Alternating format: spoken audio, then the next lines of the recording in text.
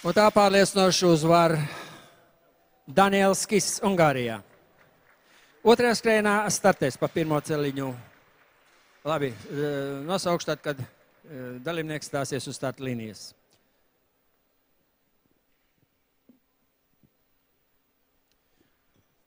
Otrajā skrējienā pa pirmo celiņu startēs Edgars Eriņš.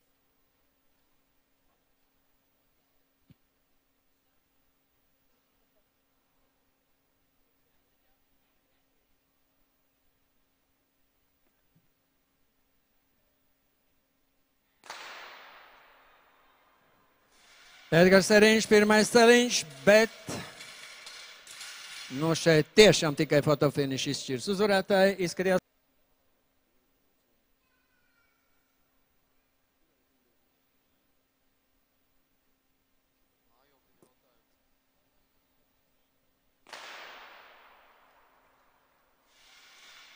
Trešā ceļā Kristaps Ietiņš, viņš arī uzvar.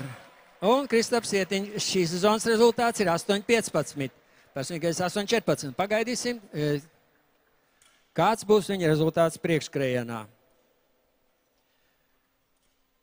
Un tā tiesneši pārliecināti.